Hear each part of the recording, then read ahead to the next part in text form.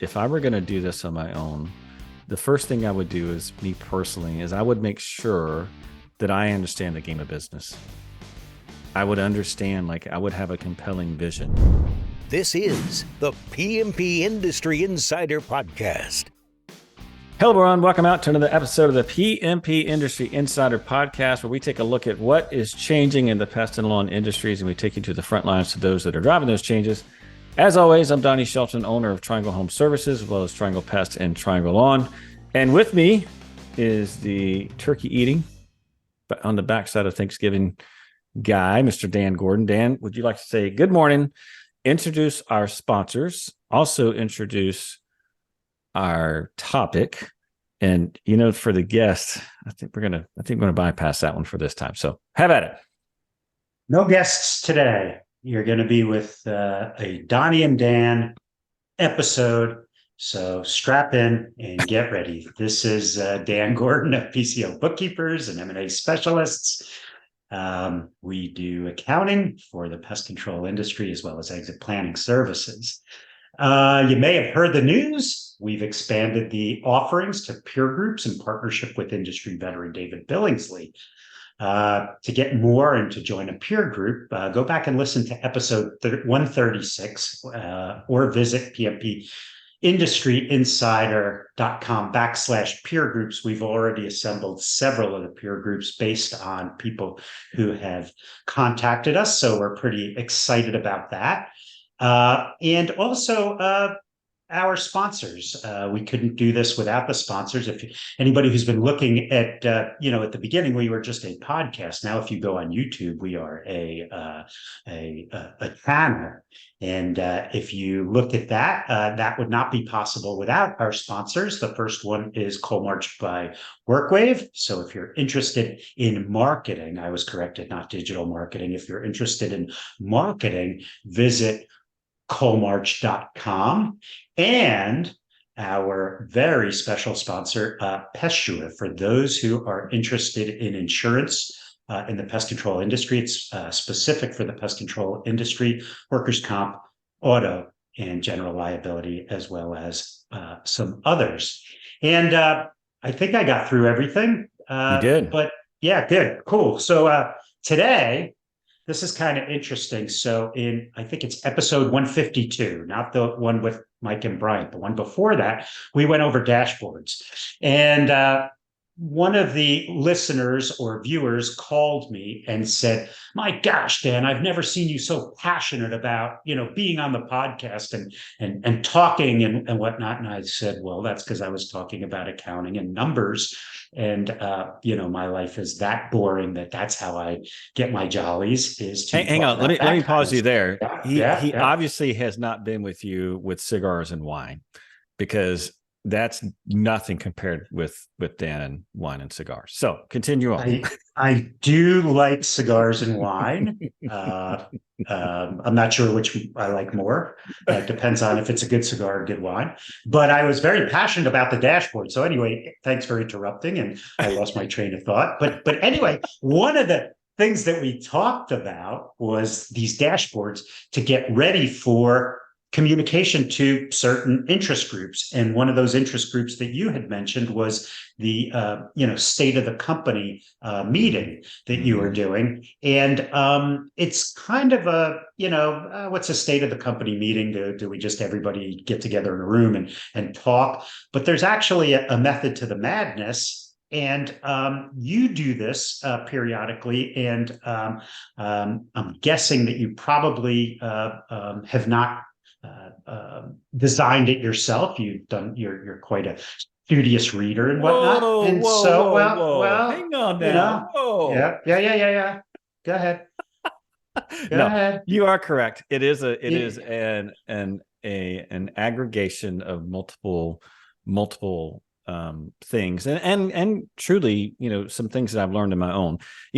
We at Triangle, we do traction, but at Triangle, everyone calls it detraction, which basically is Donnie's version of traction. If you spend any time at all with me, you're going to realize, like, I don't I use a tool as long as it's effective. And if there's something I don't like about it, then I change it. And I would say this definitely falls in this category.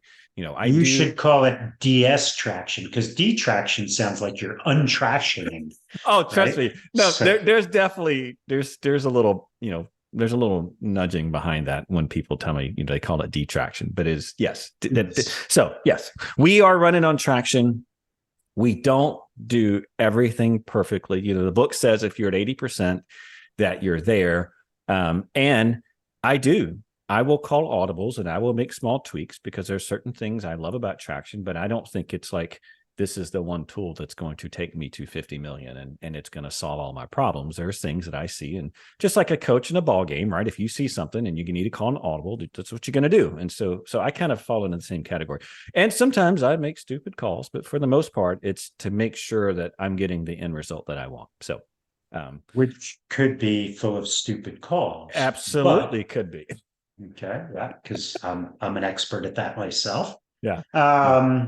Anyway, so what we're going to talk about today is why and how to host the state of a company meeting. So some listeners are just a couple of team members, and some are hundreds of team members, and each should have state of the company meetings. And Yes. so I have a nice list of questions here that I'm going to throw at you, some nice softballs, and you will answer, and I will take pop shots at you. So Perfect. let's go with this. Okay. Yeah. So background on how long Donnie has been doing state of the company meetings at Triangle. Give us a little bit of a little color on that. Okay. So first of all, it does not matter what size you are. Even if you only have 3 people in the company, I think you should do these meetings. And we're going to define. The size does not matter. It does not. It does not. Okay. And I know where you're going with this, but but I will tell you this. I have done this since I've started Triangle at some level, at some frequency. When I first started, I did these really long meetings. They would be like 2 hours. Sometimes they would go for 3 hours. And I even did like a Christmas party where I did like a state of the company for all the employees and their spouses, which, as you can imagine, went over like a fart in church. But nonetheless, I have done some form of this since I have started. And I really want to get into, I think before we go into what these meetings are, we really need to talk about why it's such a great tool in your business and why you should really, if you're not doing these, why you should do them, and truly what needs to be in them. Because I will tell you, as we've gotten a lot larger, it's almost like the challenge now is not what to say. The challenge now is how do I make this as clear as possible? Because communication is so difficult the larger you get. Clear communication, you just can't sit in a room and clarify every little point. And so now I do them, but they're a lot shorter. They're 45 minutes to an hour at most. They're not 3-hour meetings. And again, we've gone through several generations of this, but I thought to kind of lead this off, we would start with why even do these meetings, right? I mean, ultimately, like what's the whole point of doing these meetings? And, for me, when I think about what is it that I'm trying to build, I'm trying to build more. Obviously, we build a business for multiple reasons. There's the financial side, there's the people side, there's the service side, and everyone has their own motivation. And Dan, I know you and I would probably spar a little bit over the real reason behind a business, but for me, truly, we have this thing, and I have it on my cups. And if you're watching on YouTube, you can see this is one of our cups. But it simply says, do what you love with people you love, make it a massive difference, being compensated appropriately, and having time for other passions. And so I have these cups, and if you're on my team and you're listening to this, they got this nice, cool triangle on one side, and they got this saying on the other. And it's because it's the one thing that I rally people behind. It's like, we're doing a lot more here than just trying to earn a paycheck. And we absolutely can do that. And if that's what you want to do, there's nothing wrong with that. But ultimately, right, I don't think we would spar on that. I think, but sometimes that last one, sometimes we have to make sure that we put that in the schedule because, 100%. So point is that, you really have this vision as an entrepreneur, like this is where I'm going and this is what I'm trying to build. And you need to have, and I say I personally believe that you should have something that people can get behind. And it's a lot more than I have a job, and it's a lot more than, well, I'm making a lot of money for the owner, or I'm doing this for myself. You need something a little bit bigger than that. And so we came up with it. And by the way, I did not, and you're going to laugh at this, Dan. I did not come up with that statement. That is something out of Traction with a slight modification. So another example of detraction. If you read, I think it's EOS Life, Gino Wickman came up with something similar to this. And so all I did was just modify it. I stole it, and I don't make any, any kind of claims that this is all from Donnie's brain, because it's not. But it's a fantastic way to get people like understanding, like, this is where we're going, right? We only have so much time in life. We're going to be at a place we all have to work. Why not work at a place where you love the people that you're working with? You're doing things that you like, that you enjoy. You're making a big difference. You're making the money that you need to make, and your life overall is a big picture. So now that we've kind of gone through the field of gold, if you think that Donnie's a little Pollyannish, and I do, just listen to our last episode for Mike and Brian, because that's the way they grew it. That's the way they live. And boy, did they exit for a very nice payday. Well, the reality of it is that, anytime you're self-centered, you're only going to go so far. Anytime you're self-focused, you're only going to go so far. And truly, if you're going to build a team, and by the way, I know a lot of people who've done that, right? I'm not saying there's anything wrong with it, but if you're going to build a big team and you're going to build a big company, you're going to have to find a way to get everyone on the boat paddling the same direction. And this, believe me, I promise you, this is all going to come back around to state of the company, but it's really important that people understand the why. So I will tell you, that's what we're trying to build, and our approach to that is that if we're going to build that, like, everyone needs to understand they need to have the same vision, they need to have the same values, and they need to have the commitment to building that, right? And ultimately, when you're a smaller company, a lot of people will say, well, I can't find good people, or I can't do this. But that's all baloney. The beautiful thing about having a smaller company is that you create your own universe, right? And you make the rules. And so if you got someone who's not buying in on your vision, or they don't buy in on your values, or not committed, you can change that, right? In the military, and this is going to sound awful, but I worked in the military, and we had a civilian force as well. And you could murder someone and not get fired. Like, legitimately, you could, they would just move you around, but this is not in a small business. You don't have to do that. So the reality of it is that. Wait. So what would they put you like in a combat squad? Cause that matches your, like, what? No. Let me clarify that. Oh, yeah. I'm not talking about the military personnel. I'm talking about the civilian. This is civil service. If you were in a civil service job, yeah, and you didn't do your job, like, it was so difficult to fire a person. It was much easier to transfer them. And so you would just see these seats swapping because no one wanted this person, but they would not get fired, which is kind of crazy. So the only point I'm making is that when you have a small business, you can change all that, and you make your own universe. And so if you want to have this vision of, like, we're going to do something more, we're going to do something more than just make money. We're going to do something more. We're actually going to create a great business.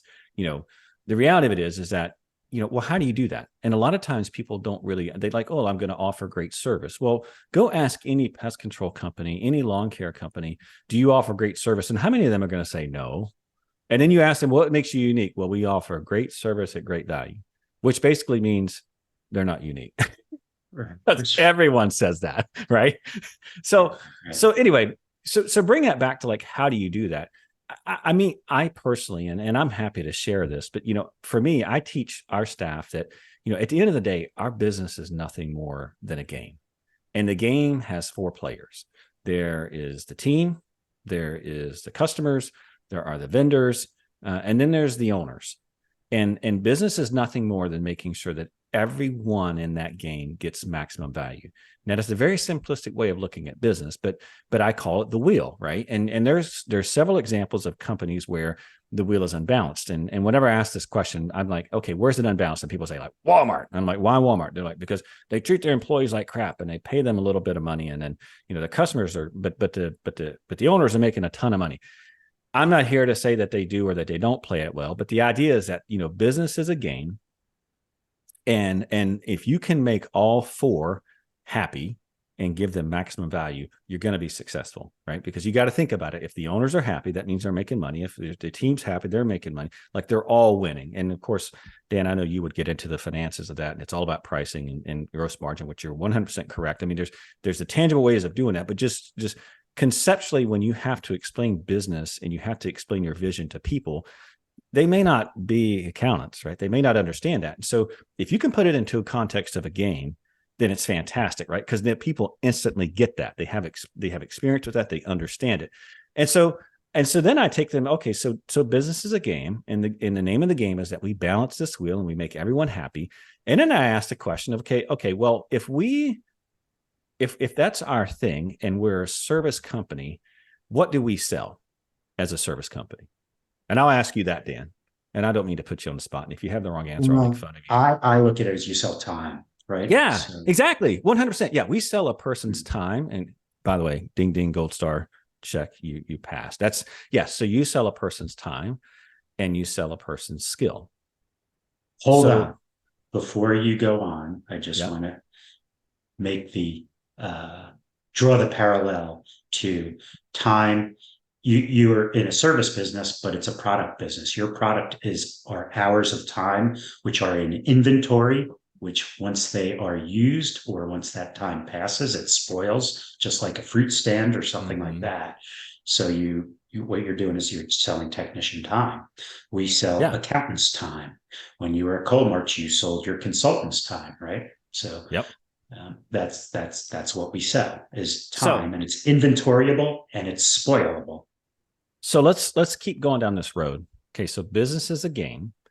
We sell a person's time and we sell a person's skills, right? Skill set, whatever that is. We train them or whatever. But so logically, if I want to be the best service company and I want to win at the game better than anyone else, by definition, what do I have to be the very best at?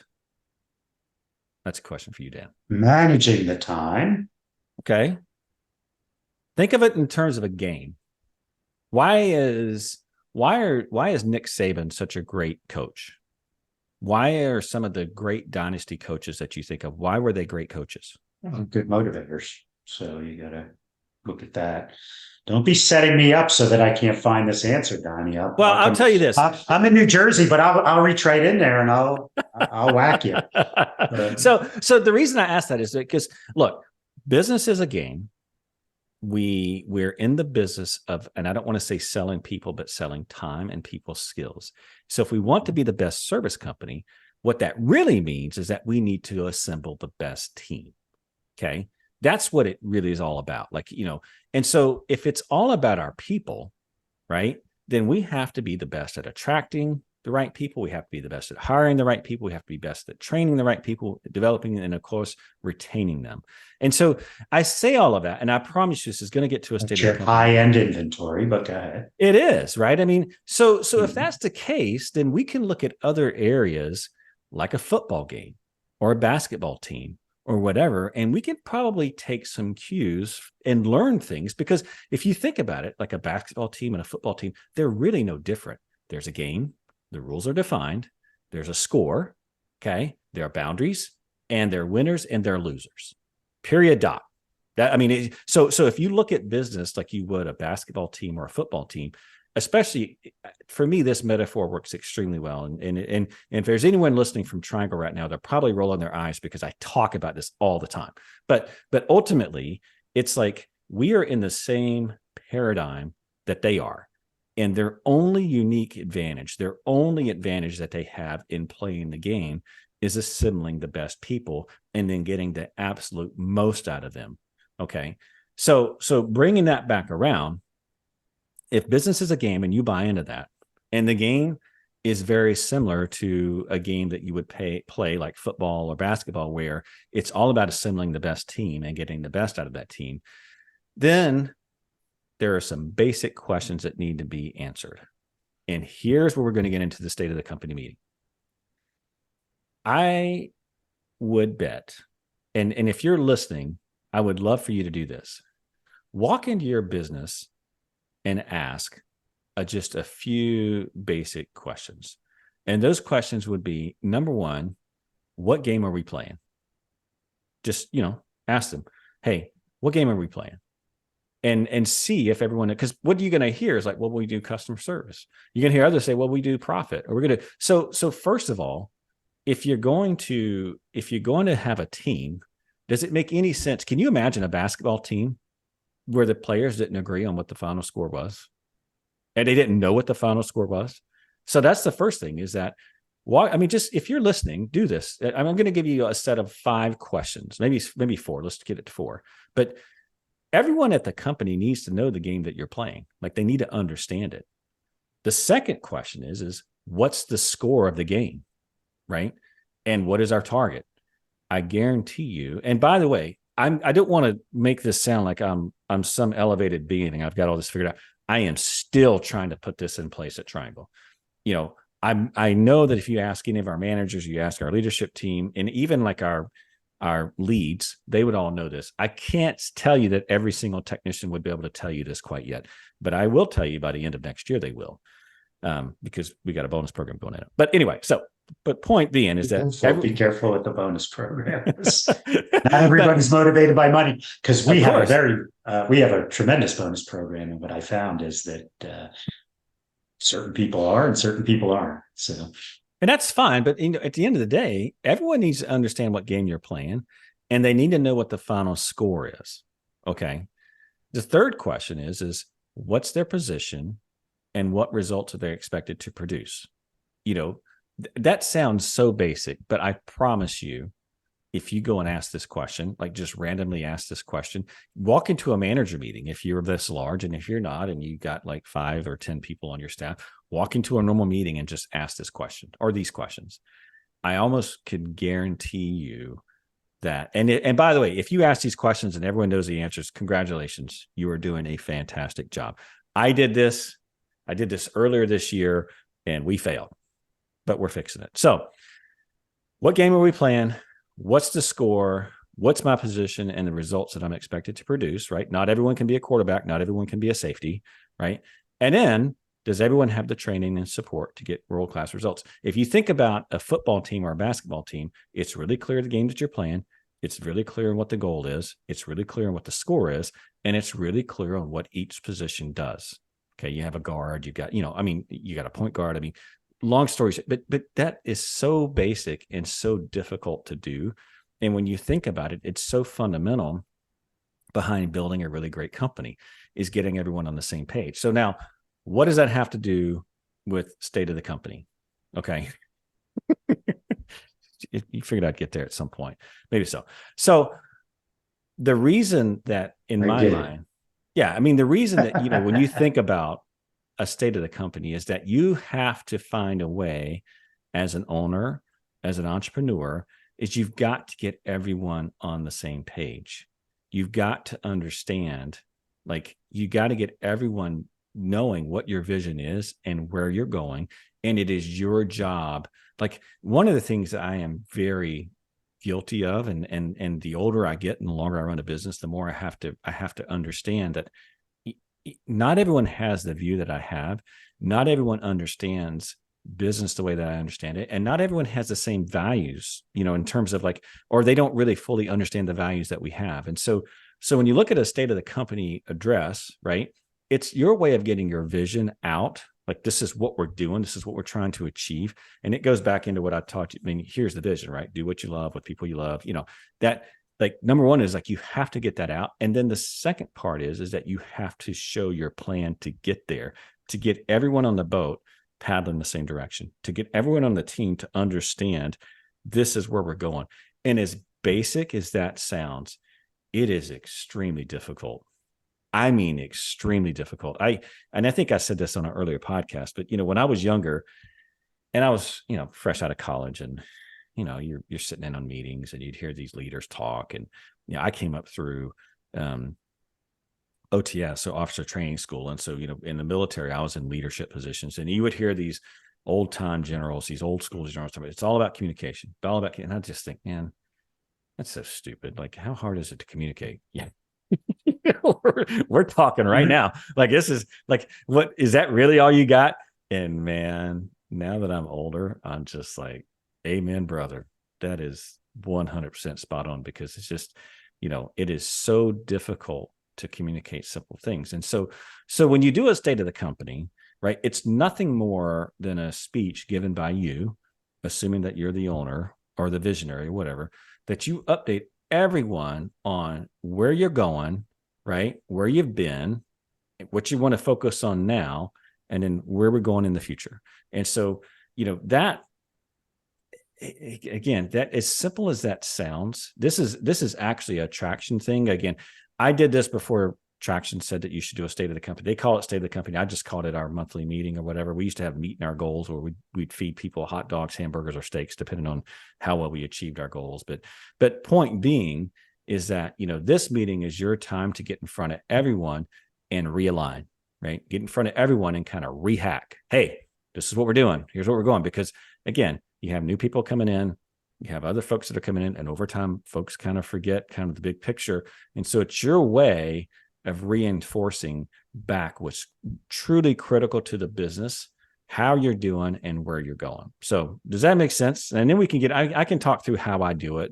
But I just wanted to get into the why, because it's, sometimes it's, oh gosh, you got to bring everyone in and prepare a presentation. It's such a pain. I don't want to do that. And is that really going to have a big impact? And I can tell you. I mean, that's a good question. So this is just kind of a housekeeping question. But so you have 3 branches: one in Raleigh, one in Charlotte, and one in Houston. Mm-hmm. Do you consider doing like Zooms, or does each one have one? And I know that Bobby Jenkins, he's got a whole studio in his place where he actually, I don't know whether he does it live or he records it and sends it out, but that's how he does it. And what do you think the effectiveness of that is? So I will tell you, this is a Donnieism, but I like face-to-face a lot, because if you've ever seen me present, first of all, I'm going to apologize. Okay. But if you ever see me present, I feed on what I see in the audience. So meaning that if I'm talking and I'm presenting, I can look at faces and understand, is this really hitting or is it not? And so we used to do Zooms and they freaking sucked. The people in Houston couldn't hear us, or the lighting was off. And Dan, this, I move a lot when I talk. I'm all over the place. I'm walking everywhere. I can't sit behind like a lectern and be like, today we're going to talk. It's just not my personality. Right.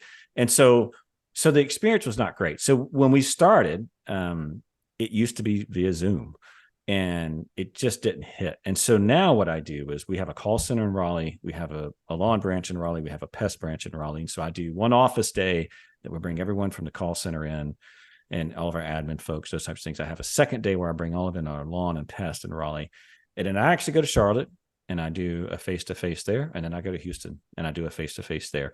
And I enjoy doing that. Now, it's a lot more difficult for me because I'm giving the presentation 4 times. But what's nice about that is the face-to-face interaction that I have with everyone at the company, and the ability, especially at these smaller branches, the ability to answer questions directly. And so that to me, again, I know that's not possible in everyone, but I would say if you can get face-to-face, it gives you so much more data when you're doing these meetings. And so does that answer your question? Yep. Okay. So, do you want to talk about what's in them? What's in them? Okay. So I should probably bring up one just so I can talk through it in generalities. And if you've got deeper questions, then we can go through that. And so I will tell you that when you do these meetings, again, this is spelled out in Traction, and we have transformed to do it the way that Traction has it laid out. In the past, it was, I would give out awards, and we would do, and by the way, I'm not telling you need to do this. You do what works for you. But in the past, it was, we would do company numbers, we would give out awards, and then I would do some sort of training for the entire company, depending on what we had. This is back when we were one branch. And those trainings were not structured. Those trainings were, Donnie's been around. I'm seeing something that I want to change business-wise. I'm going to train on it. And I would do a whole training presentation for an hour. And these trainings, I put a lot of time and effort into them, but it was part of building our culture. early on.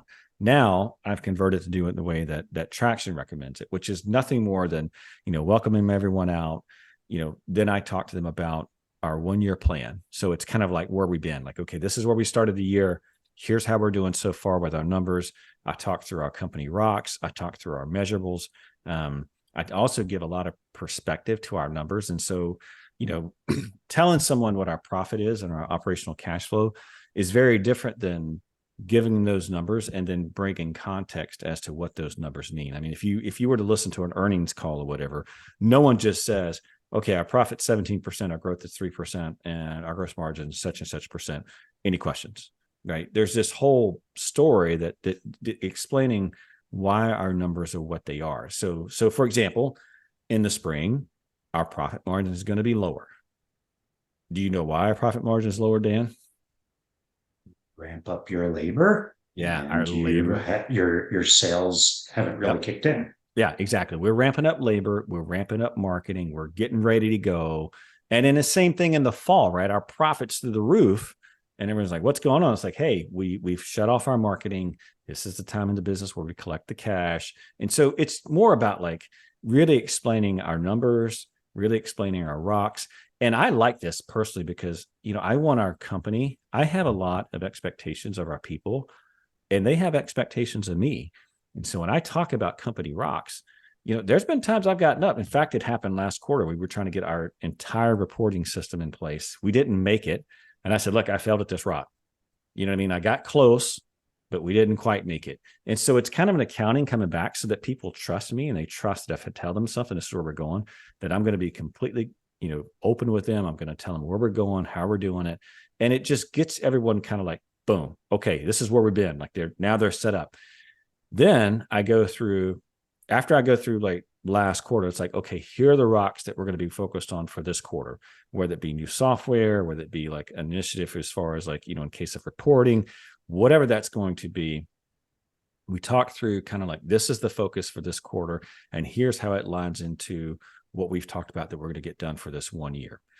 And then after that, once I kind of talk through that, then it's about where are we going. And so I legitimately pull up our VTO, it's our Vision Traction Organizer, and I go through our core values, which they all heard about. I go through our core focus, which is this guy right here, which is, I know not everyone's watching this on YouTube, but to do what you love with people you love. I go through that. I go through our 10-year target. I talk about our marketing strategy. I talk about our 3-year picture, and then I talk about our 1-year plan. And I know that, people are like, well, you already talked about your 1-year plan. Yep. I talk about it again. And what I'm doing is that I'm just rehacking everyone on like, this is where we're going and this is what we're doing. Again, getting everyone to share my vision of where we're going and getting them clear on what we're doing, because it's like most things, right? Sometimes you hear stuff and it's like reading a book, right? I've read E-Myth several times. I've read Dan's books probably hundreds of times. No, but I mean, would you get more experience? You pick up on a lot of different subtleties. I'm nothing more than trying to do this with our team. So when I sit down and talk about a 10-year target, do people really understand that? Probably not, but they hear it over and over and over and over and over again. Eventually, that's going to really stick with them, and they're going to understand it. And so once that's all done, it's where have we been, where are we now, and where are we going? I finish off with just open questions. And I've had some of these state of the companies where they were very, very contentious.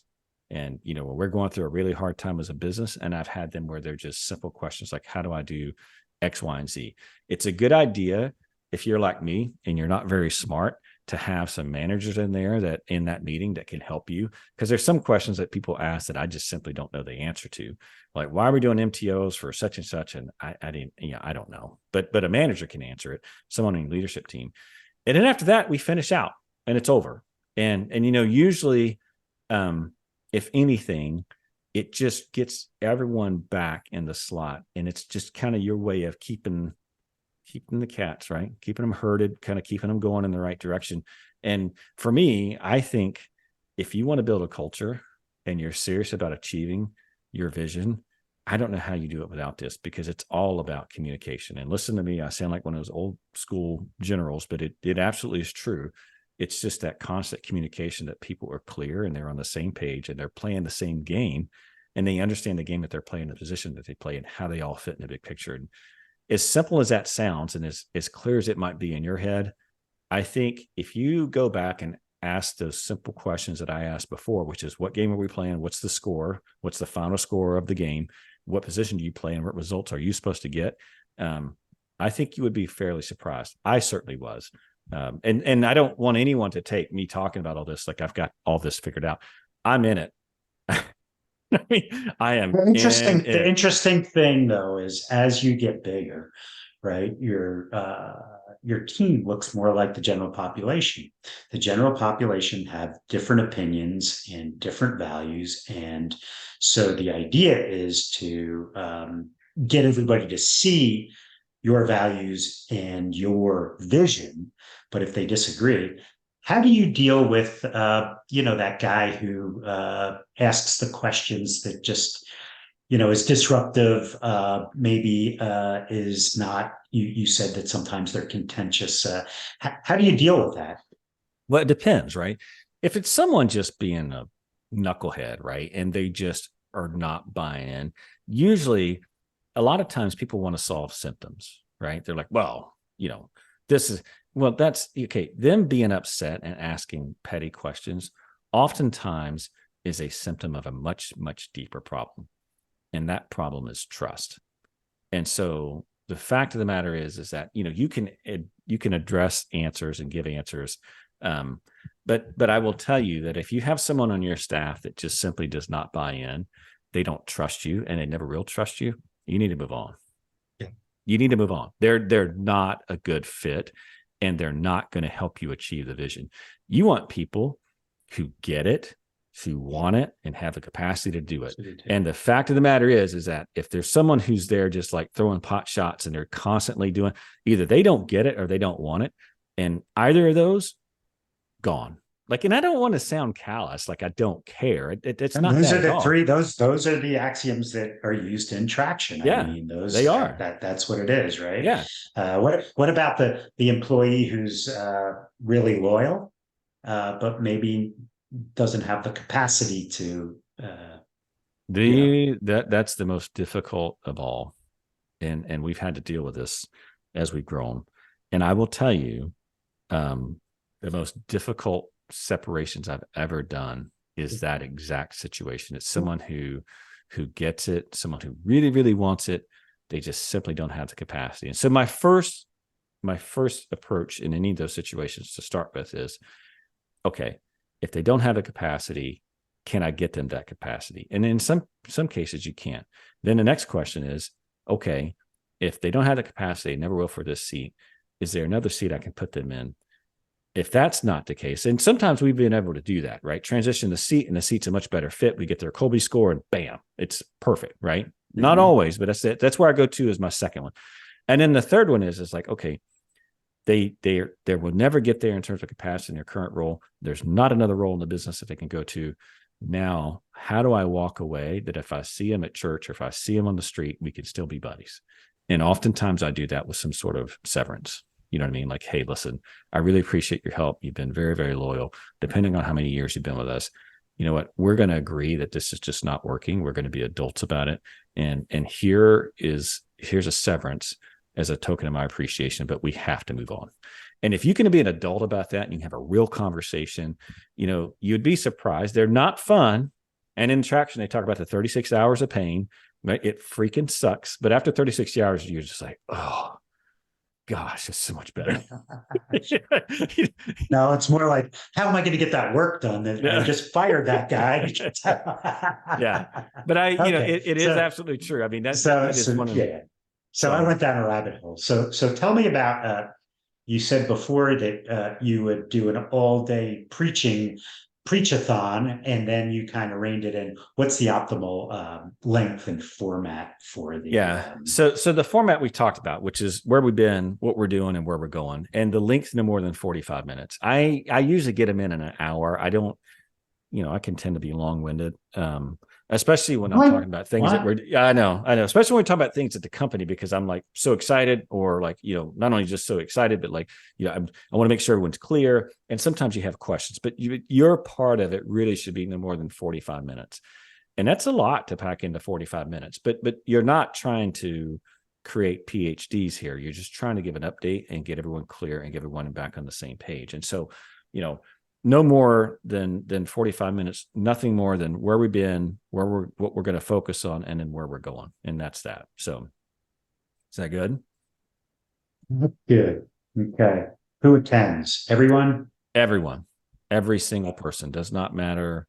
We publish the state of the company meetings, a year in advance. So our 2024 meetings are already planned.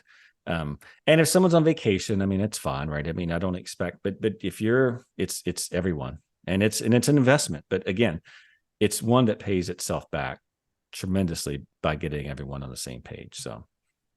So we've talked about a lot of things that you present.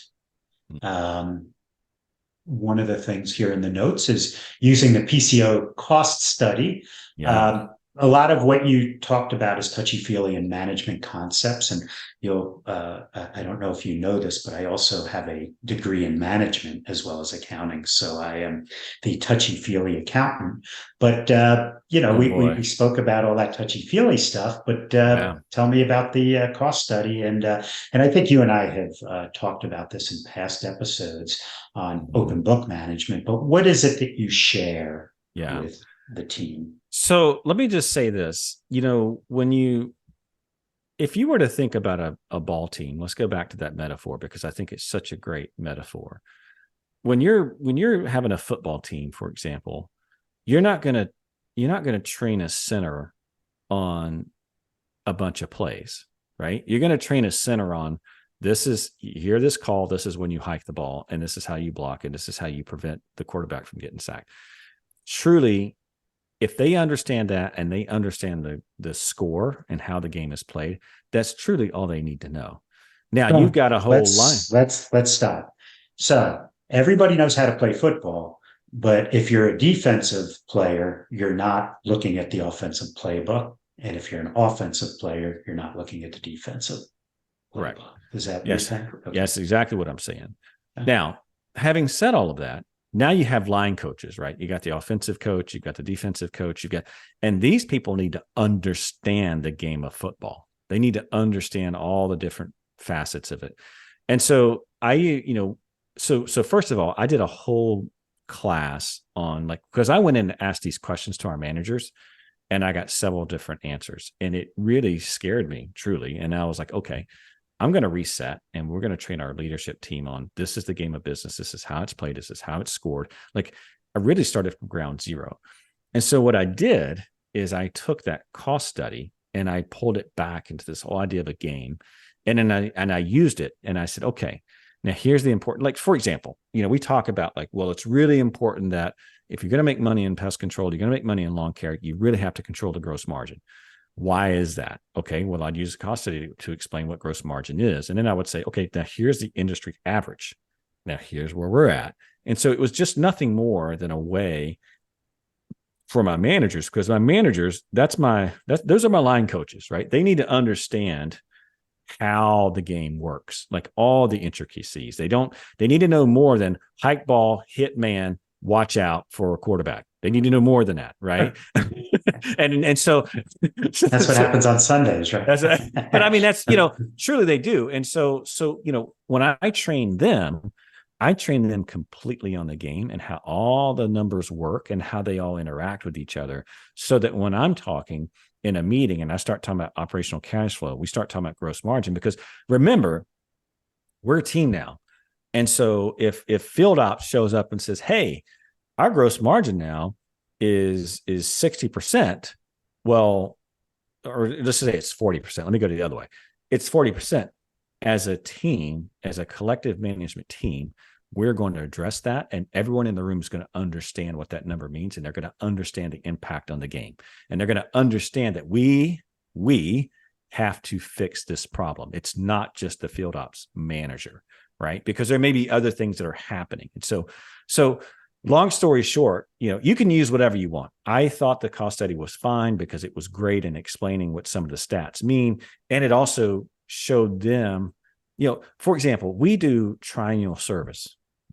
I could not believe how many people didn't understand why we did triennial service. And then I sat down and explained the idea of gross margin. I sat down and explained the idea of dollars per hour. And I sat down and showed how that, affect this, and this on the P&L. And people were like, oh yeah, that's great. Yeah, we should have been. I now I know why we do triennial service, you know what I mean? And why we do monthly billing. Okay? And so it's one of those things where people understand the why behind what we're doing, and they can fully buy into what we're doing as a business. And so I just think it's really important that, especially on your managers, you have to teach them the game. You have to teach them how it works. And it absolutely is a financial game, because if you show up at a bank, you go to sell or whatever, that's the game they're playing, like it or not. And that's the game that you're playing. And if you don't understand it, and if you can't communicate it very, very well, you've got nothing more than a bunch of players on the field that don't know the score, don't know their position, and they're running around. And I compare it to NFL versus Pop Warner. And it is absolutely funny. I'll tell this real quick, and I know we got to finish up, but it is hilarious. If you go to the conference table at Triangle, we have this big honking Lombardi trophy. It's a Super Bowl trophy. It is silver. It is a replica of the real. I mean, it looks just like it, and it's got a massive triangle on it. And when we started this training, I told everyone, I'm like, I'm tired of playing Pop Warner football. You know what? You ever watch the Pop Warner football game and they hike the ball and everyone runs after the ball and no one knows what they're doing? It's absolute chaos and no one knows the score. And I'm like, I'm done with this. We're going pro. It's time to start winning now. You know what I mean? And I pull out this, and it was goofy, and it was like, and I'm like, I don't even care. Like, you know what? It's going to be our reminder that we're playing pro now. We're no longer playing like Pop Warner anymore. We're not going to run around and tolerate people not understanding the game, people not understanding the score, people not understanding their position. Like, we are going pro, and I leave it on there. And every meeting, I will pick that thing up and I'll talk about it. And it's just a reminder to people that, look, we're playing a game and everyone needs to understand it. And, in these state of the company meetings, it's just another tool to reiterate what we're doing and where we're going. So anyway, I could talk about this forever. Hopefully this is enough. I'm hoping that our listeners got something useful out of it. And if you want, maybe I'll take a picture of this Lombardi trophy. Yeah. And by the way, I'm going to take a picture. I have a picture on the wall in my office, and it is a picture of Vince Lombardi, and it's the speech, "What It Takes to Be Number One." Google that and read that. It is so inspirational. Yeah. It's kind of interesting stuff. So, okay. You've been doing this for a while. Results, how do you think it, jury's out? What do you think? Are you moving in the right direction? No.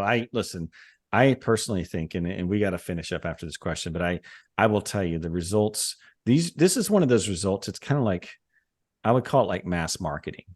I can't put a specific number on it. All I can tell you is the feeling. And I will tell you this, is that business is all about relationships. And I feel like I have a much better relationship with my staff and my managers, because they know that I'm all in and I truly am there for them as a coach. And I'm fully committed to this vision, right? That we're talking about. And to me, that it's, sometimes I could bring a playbook into one business and it works great. I could take the same playbook into a different business and it would just absolutely not work. And I believe that that's the gap, right? It's the culture piece. It's the part that it's intangible, but it's so important.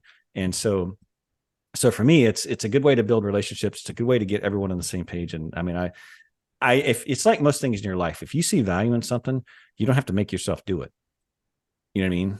You don't. If you see that, people are like, oh, I got to work out. Well, it's because they don't really value it or not seeing results or whatever. But when you have a tool that really, really works, look, I've done this since I started and I'm never going to stop.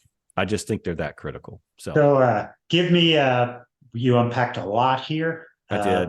Advice for starting your own state of the company meeting.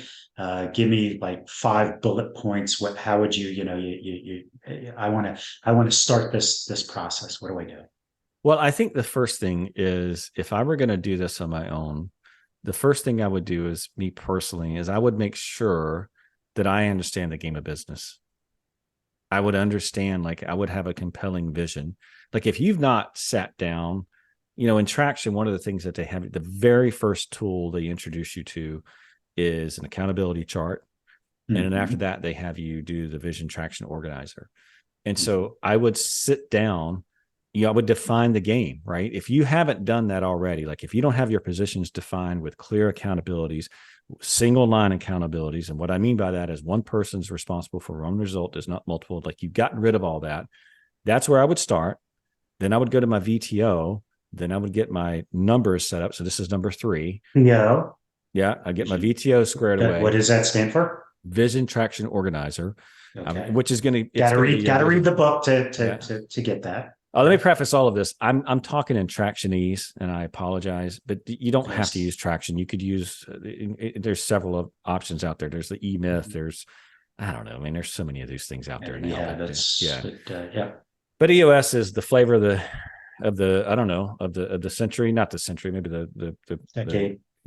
Decade. So that's what we're on. I'm speaking Tractionese, but you get your vision out, where I'm going, how we're going to get there, and what this looks like in 10 years, because that's going to give you talking points and give you things to talk about. I mean, ultimately, if you can do those things, I think that's a good start. And then from there, you're going to dial it in, right? I mean, again, I would go and look. There's several resources, several templates of what these state of the company meetings should look like out on the web. If you just Google search EOS, state of the company or whatever. But, it's really less about how to do it and just more about do it, right? Start. And then you can, clean it up as you go and fine tune it as you go. Because again, remember, I'll stop where we started, which is it's detraction, right?